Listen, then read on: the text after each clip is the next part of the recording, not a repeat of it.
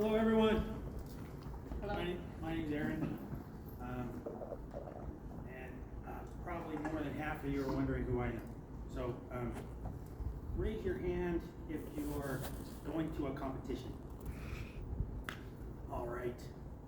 Keep your hand up if you don't know who I am. Excellent. Okay. My name's Aaron. I am Helena's husband. I am the father of a couple of students who have come through Team 4061 before you. And I'm one of the mentors that used to be with this team as long as Steve and Bill.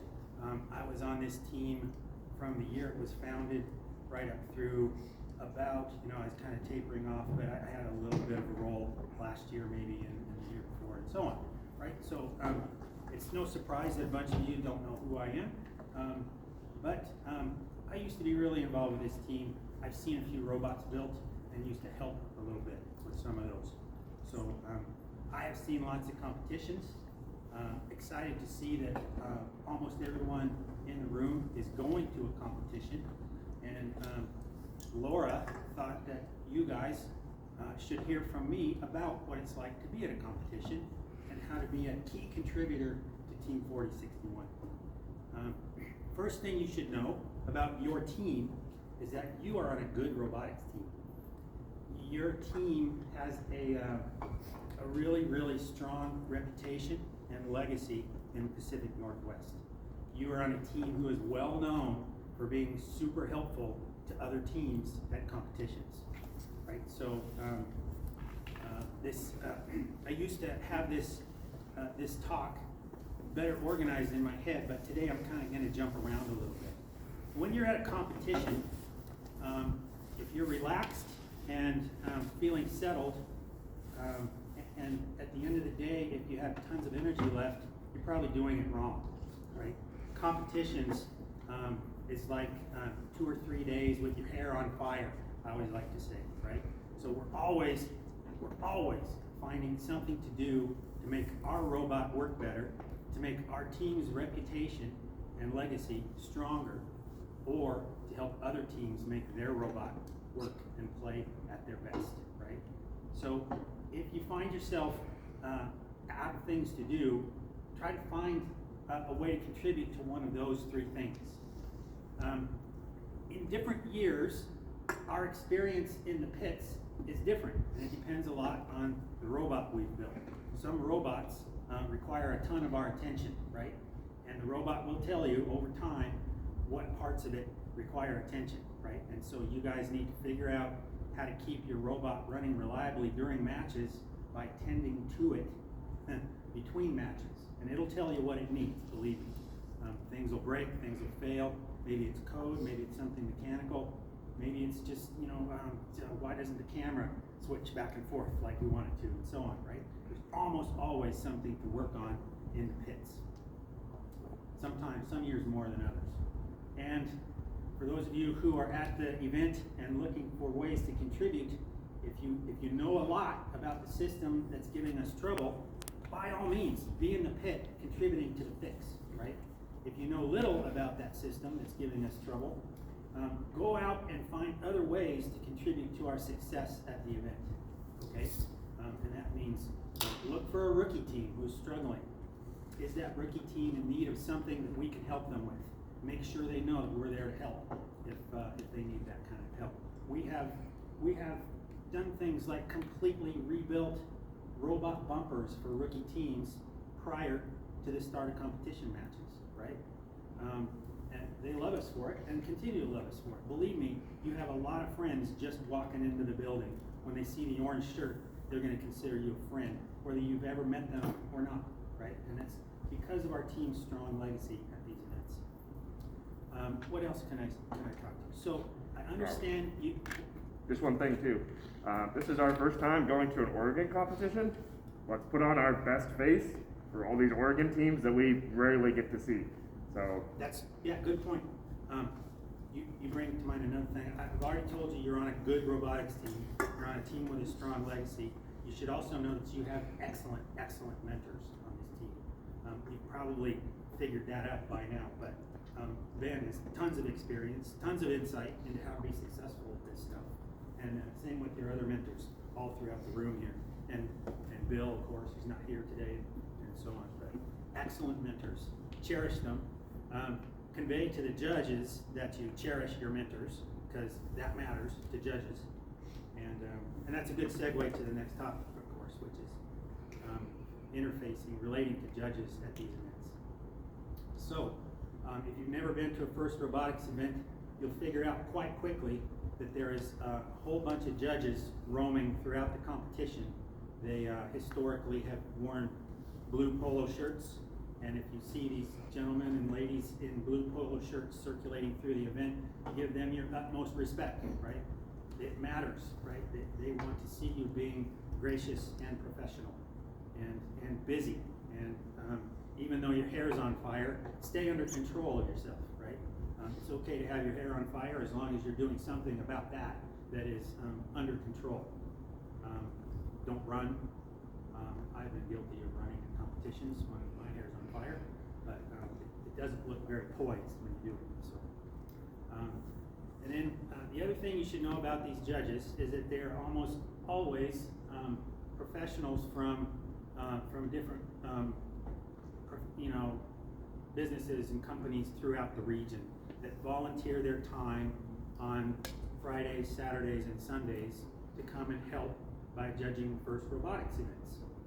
So they are not, they're there to judge you, but they're not there to be critical of you, right? They're not critics of you. They're looking for ways to grant you an award, right?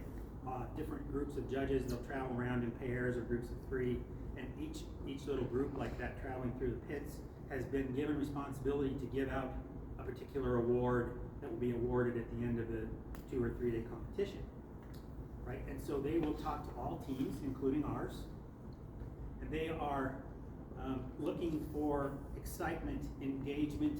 They're looking for your story, right?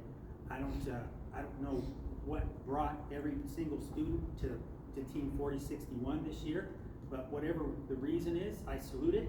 I appreciate it, and I also know that you have a story, right? From the very first day you were here, you probably felt a little off balance, right? This all seemed kind of unfamiliar. Now you've been integrated into a team. You have a role, you have a job, you have things you've learned, tasks you've performed. The judges want to hear all about all of that, right? And so we, by the way, also have a pretty strong legacy of being able to get judged awards given to us at these competitions. We've won a ton of them for all different kinds of reasons. Right back to our very first season in Pacific Northwest. I think we got a judges award, which doesn't fall into any particular category, but when the judges see a team that they kind of like for reasons that don't fall cleanly into any award category, they're able to just grant a team a judges award for whatever reason they decide is appropriate. We got that award on our very first competition in our rookie year, and we've been getting better and better at winning judged awards ever since, right? So, what are some of the key things that help us win judged awards? Tell your story. Another one is this: if a pair of judges, or 2 or 3, or however many judges show up to the pits, immediately engage with them and don't disengage. Never say this. Okay, yeah, so that's about it. Don't end it like that, right? Never say, so yeah, that's about it. As tempting as it is to say that, and I'm tempted to say that to end a presentation too sometimes, you gotta avoid that temptation to end it like that. Instead, if you're standing there listening to your teammate present to the judges, be ready, sense that person is about to say that, and be ready to jump in and tag team with the judge about something you know about your story, about some feature of the robot that you're particularly excited about or know a ton about, right? If there's some feature on the robot that you know very, very well, maybe there's some 3D printed part that you helped program and build and perfect. Maybe it took you 2 or 3 failed attempts to make it. Tell that story. They love to hear about the failed attempts and what you learned from them, right? Learning from failure is something all of us have to do in our professional lives. All of us. So tell that story.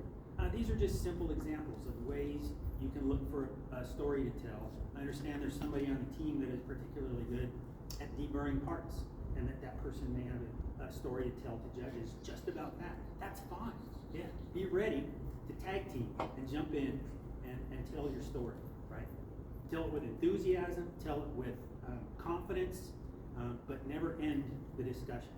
We, for years now, have been using as our kind of strategy for talking to judges the philosophy that we will not end an engagement with judges. We make the judges end it. So if you're still going on and they're backing away from you, that's fine. They'll tell you when they have to leave, right? But don't just cut it off and give them the opening to leave. We want to keep them there. We want to keep them. We want to keep giving them lots and lots of reasons to give us a judge award. Okay? Does that make sense? Practice it. It matters. Go through it in your head. In the evening, when you're brushing your teeth, think about your robotics story. You must have learned something here. You must have engaged with a mentor that taught you something, or a senior student in this program that taught you something. You've seen our processes for how we solve problems, identify solutions, march through prototype phases to get to a working machine that's dependable and reliable, and we want to field a machine that doesn't give us too much trouble, so we have time to expand our reach at events and help other teams and so on.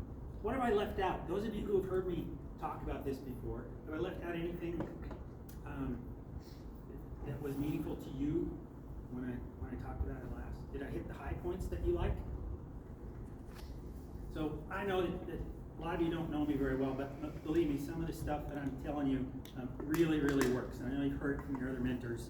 And it makes sense to practice it. Go through it in your head, get ready. Believe me, you're going to be standing in the pits looking at two judges wearing the blue polo shirts, listening intently. They'll have clipboards, and they're jotting down notes once in a while as somebody's talking. And if you're standing there ready to tag team, you help this team win a judge award. Judge awards are good for district points too, right? So they can help you get the award. Another thing Another thing is that we don't expect you to know every single thing about the robot. We would love that for every single person on this team to know every single thing about the robot, from the code to the electrical to the mechanical, but we realize that's a lot of stuff to know. So if a judge does ever ask you a question about what about this aspect, or how did you get over this, and you don't know the answer, you don't ever say, I don't know. You say, well, I guess you could say I don't know, but you don't leave it like that. You go say, but I do know this person who can tell you the answer. And you go and find that person, and you get that person to get it. So maybe they're off from the pits, send us someone next to you to go get that person and hurry back as fast as they can. You don't ever leave it as I don't know and then move on. You try to find someone who does know that answer. And we wear bright orange, so everyone knows who we are. And like when I went to Worlds, everybody there, a lot of mentors know who you are. So if you are in the orange shirt, act graciously professional. You're in the airport, everywhere. right. You're building to a legacy everywhere you're wearing our number or an orange. Very good point. Always good to remember that. You represent the team when you have the uniform on, right? So we used to, as a team, have decided to wear our shirts tucked in. We just liked the more professional look that gives us. It's a good idea to have kind of a uniform, tidy, good-looking appearance at these things. Those things, everything adds up a little bit to the total impression that you make at events. There are cases where, and we've spanned the whole spectrum of finishing in first place at the end of qual rounds at a district event, to finishing very low at the end of qual rounds. And if you end up finishing very low for reasons that are understandable, if it's your first competition event of the year, sometimes machines give us a lot of trouble. Especially in week one. And week one. We can finish quite low in the rankings sometimes, but if you have conveyed a sense of professionalism, if you have conveyed that you have seized control of the things that are giving you trouble, and if you've built a robot that is tidy, nicely wired, has all the sharp edges deburred, and is clean and professional looking, then you can, in spite of a low ranking at the end of qual rounds, you can get picked by a pretty high ranked team during alliance selection. right? Yeah. Yes, sir. There's 2 people with their hands up. I love it. Well, one very recent example of that was our second competition last year. We broke our climber pretty much early, like first couple of matches of quals. Because of that, we were very ranked pretty low, because that was like the big thing that we could do. And so we were really low ranked, but then we managed to get that fixed, I think like the last quals match or something like that. And since the people who had seen it work knew that it worked really well, we got picked pretty high. And if it hadn't have grenaded a second time, we would have actually finished really high up on the thing. And the team that picked us liked us because we helped them learn how to talk to judges at the Yep. competition before And that. that's another thing, is that you might have a very good robot, but if the teammates that are driving the robot or working on the robot aren't nice to be around, they won't pick you, because they have to interact with you and have to work with you throughout all of the actual competition for the elimination rounds. If they can't work with you, they're not going to pick you regardless if your robot is able to score everything. Love that you made that point. So it's good to remember for the drive team and the technicians and everybody that you're the interface of our team to other teams and their drive teams. And those drive teams get heavily weighted votes when it comes to alliance selection, right? I think our scout would agree with that. Yep. Drive teams votes weigh pretty heavily when you're choosing partners for The first question before numbers is there any teams you are not willing to work with? And if so, they go on the no super list. important for that group of 4, or is it 5 now? 4 people that are the face of our team, the main interaction of our team, to be cooperative. You may know how to win a match because you got great scouting information and you know the strengths and weaknesses of your 2 partners in a qual match. You may have a very solid idea of how to win the match, but make sure you sell the idea to the other 2 drive teams and give them the reasons they need to believe you. Don't just push it on them and be pushy, and because they'll remember you being pushy and hard to work with and unpleasant to work with. But they will also remember you if you're cooperative and come with good reasons that your strategy should be the one that you play during the match. So, something else to remember is not just the judges might come to your pits. Some of these events, they'll have sponsors, so big companies that bring in people. And one thing I've noticed is the leadership in this region tends to pick those people and bring them to our pit to visit with you. So they may not be judging you. They're just here because they're going to give money to First. They're interested in you, in the program. And we have that legacy of being a good team to talk to, as well as families with little kids coming in who are just like blown over. You take time to show them the robot, it makes a huge impact on everybody there. So it's not just for being judged. There was a reason everyone asked us for help and to talk to people even when we didn't have a robot at district championships. Those are also opportunities to practice talking to judges. Yeah. Just like me being here today is an opportunity to practice talking to judges. I asked Carter when I got here what he's most excited about this year's robot. Instantly I got an answer. Who else did I ask? Asked somebody. Yes, asked Laura. Instantly I got an answer. Right. So very good. Be ready to answer that question. Even if it's not asked to you directly, you can jump in and tell a judge what you're most excited about or what you know most about. Yes, sir? The third person type of people that will be coming to the pits and talking, so you have judges, you have just random people, but also teams will come to your pit and ask you what your robot can do, what it's good at, or what you see as problems with the robot, because they're trying to, a big part of scouting is watching the matches and seeing how they do in the matches, but then also it's nice to know what type of drive the robot has, what is it running off of, and like what can it physically do on the thing. So also just know that. Everybody should know that, what a robot can do in like basic parts of our robots, because teams are very interested in that, especially when they're coming to pick alliances and all that. Every person is a VIP who comes to the pit. Yep. Even if they're, yeah. You had something you wanted to say about it? Well, I was actually exactly what Isaac was going to say about last year's competition, where the robot basically exploded the first day. Teams saw that we were actually busy fixing it, even though like the robot was literally in pieces. And because of that, on the second day, we got much higher picked because of that. So it's something to be aware of, is you putting in lots of effort, even if your robot's not doing great, is seen by other teams. That's true for both your robot and for other robots. If you have another team that you know is struggling, go talk to that team, go ask them, what can we do to help you? And don't be afraid to ask for help. I think sometimes we think of us as the helpers and don't ask. And last year we asked one of the best teams to help, and it improved it. Imagine that. And then this team saw that we were humble enough to give and receive. Absolutely. So a role I played for a lot of years at competitions was I would look at our match schedule, and I would look ahead to all the teams we'd be playing with. So if somebody wants to take over this role for our team, awesome.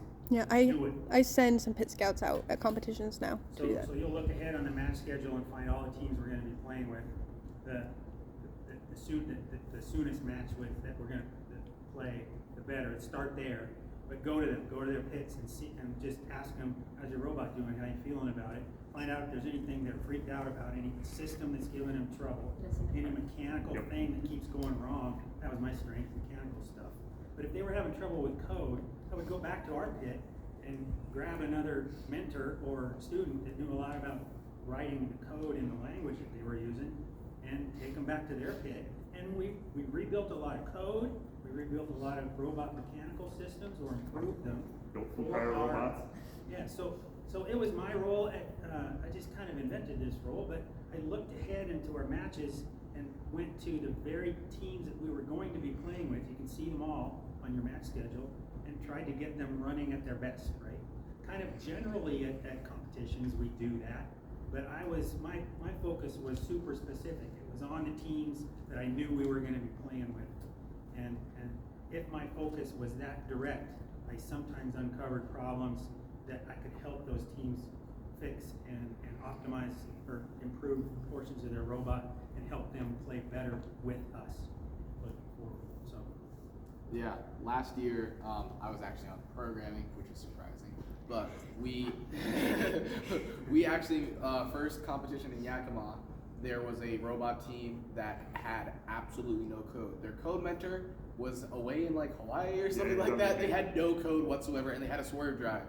And so me and Steve pretty much spent the whole time getting that code all put together and helping them on that. And so like, if we have the people, I mean, obviously first things first is we want to get our robot fixed and able to run. But if you have the people around there, there's not really anything that is out of our spectrum if we know what we're doing and stuff like that. And we didn't know how to do swerve, so And then we we went didn't to know it. how to So do we went and found a team who knew how to do swerve, and they came in with us and coded that part. Yeah, that is also a big thing, is that even if our team doesn't know how to do something, we're also known for finding other teams that are good at it. Like, there's plenty of teams that would still come for us to ask us about Swerve or maybe Limelight, and we didn't know how to do Swerve, and we were already still struggling with Limelight.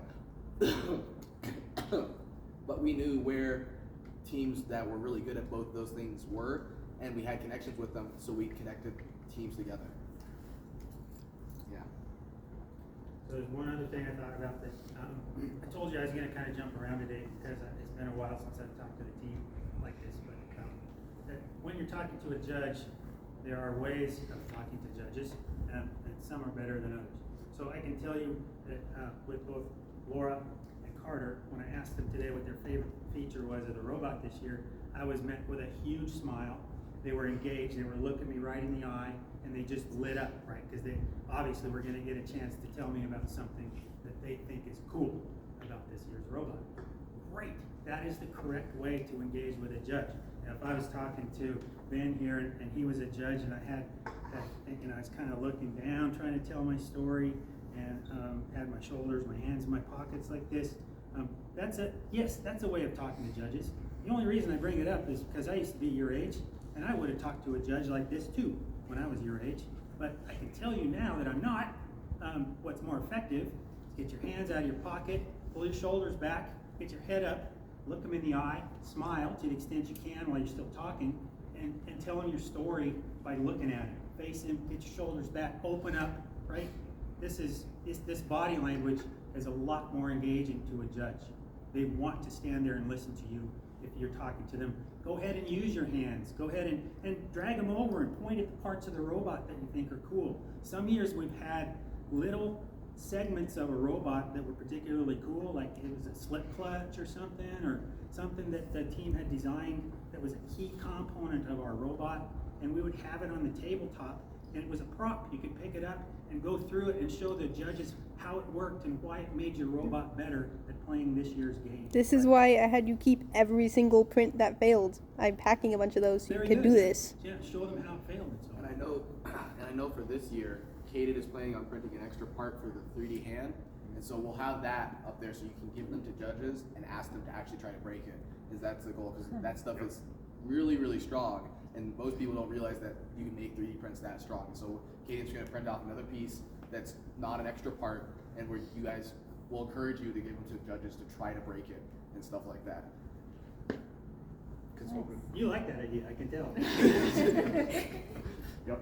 Destructive testing. These are all ways to get the judges involved with what you're saying. This is kind of what we're going over, is get the judges excited about what you're talking about by being excited at what you're talking about. Yeah. This is really. Smile, look them in the eye, always look high, right?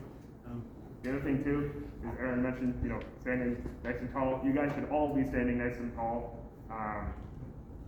One thing that not everybody does, what you guys can do, assuming you guys have a whole bunch of classmates and you notice they're not here doing what you guys are doing, so you should all be proud of that. You guys will notice, and I think I brought this up last time, when judges come to the pit, mentors will be leaving the pit. That's not because we don't like talking to judges. I love talking to judges. It's lots of fun. I have more faith that you guys will do a better job of talking to judges than I will. And I want you guys to be the ones that are talking to judges, so be proud of them. It's you they want to hear from. Yes. Remember this, they're professionals from industry, they have weekends too. We all have a finite number of weekends before we're all done on this mortal coil, right? They are giving up some of their finite number of weekends to spend with you because they want to come and hear your story. They are your friends. Tell them your story like they're your friends, right? Don't feel threatened by them. Use the opportunity to tell somebody who's standing there ready to be impressed with what you have to tell them. Seize that opportunity. Another side note on judges is a lot of judges will give you advice. I know safety judges will do that. They'll say, maybe you should look into doing something like this, or maybe you should look into placing a first aid kit or something in this area so it's more accessible. And they're not being like critical, they're trying to give you advice so that you can do better next time.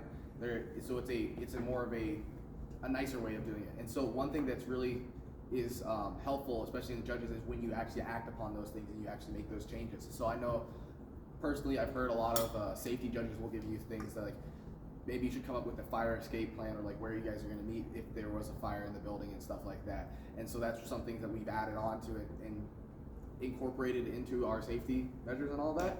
And then the next competition, you can tell the judges, previous judge told us to change this, and we did this, and that's something they really like to hear, is if you take into consider what the judges actually say.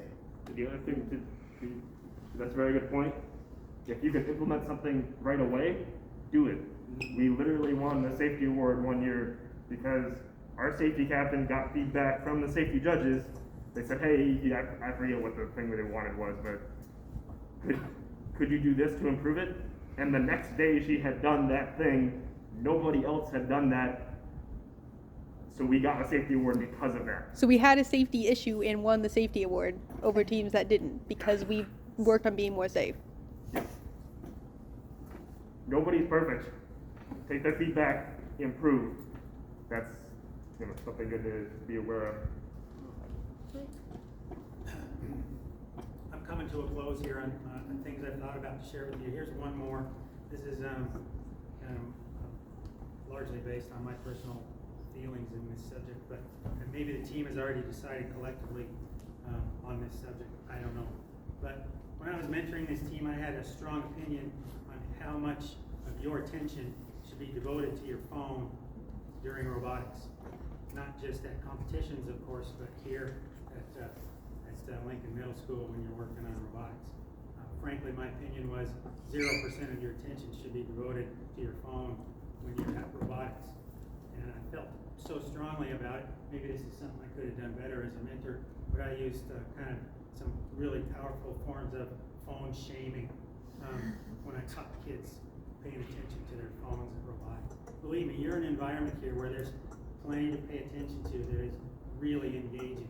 If you feel the need to get a phone fix at a competition, please go away to where nobody can see you, right? Take off your orange, go play your video games in the far reaches of the auditorium if you want. Don't get caught playing video games on your phone, wearing your orange shirt. I'm sorry, it's just the wrong message to send about this team to other teams. Right? There are only a couple reasons to use your phone. The blue lines, which is first game data basically. You're talking to somebody else on the team. That's probably the only. Or queuing is And the on an queuing app, app, and There's a queuing app. yeah, and then there's a couple other things, but there's most of the things we have on their phone. I think there's 5 people total that really need them. Yep. So also be aware that when you're at competition, you're not gonna be able to maybe reach another team member by phone. Like you literally are gonna have to get out of the stands and go find them, okay? Yeah, So if a mentor taps you and says, I need Matthew now, you go find Matthew and get him back, because it's chaos, you won't hear your phone. You won't Unless use you your are phone. prearranged using your phone to communicate with someone something specific, assume they don't have their phone, pretty much. Or that they can't hear it ringing. Yeah. Right, that's the main thing, yeah. It will be loud and you'll be moving around. Well, we've used text, and we'll have that cell phone list, Yeah, so. and The other thing that looks really good for the drive team, you can tell me if this is, from the stands, I really like when I see the drive team talking to the other teams and queuing versus being in their own little, everybody has their back to everybody else and facing in. So even if you're a technician waiting with the cart or something like that, you can be having be making those connections with those teams. We had a technician and she made it her goal to talk to every single other team's technician, and she did it. And the next year she had tons of networks. That's awesome. Remember, you're walking into a whole weekend loaded with friends. You're automatically your friends because of the shirt you have on. So one thing that I noticed some teams doing, I don't think I've ever noticed our team doing it, is when coming onto or leaving the field, the drive team just sort of, like, Yeah. do I really have to be here? The same thing, get up, get back. And when receiving awards, that's when it really bugs me, is a team that has just received an award is being called down to shake the judge's hand, and it's, Granted, but then I hope you're absolutely exhausted. exactly. But But thanks we still run to, out yeah. of this game. Energy to Make eye contact with the judges. They are people. And one more thing, to connect with what Carl said. If we do win an award, when you go and get the award and they'll say, good job, and they might not, I don't think they'll probably shake hands, or they'll They just might sit high there, five or you might high-five. just go by, yeah. But to use your make eye contact and say thank you and smile, because a lot of people, they won't even look. So remember to make that eye contact. And I've heard It's really comments important. about us from people watching the live stream that we all look thrilled going through the line as the camera goes by. Yeah. Are there any questions at this point? Anybody? Good. Thoughts? Thank Additional you. comments? Yay, take care.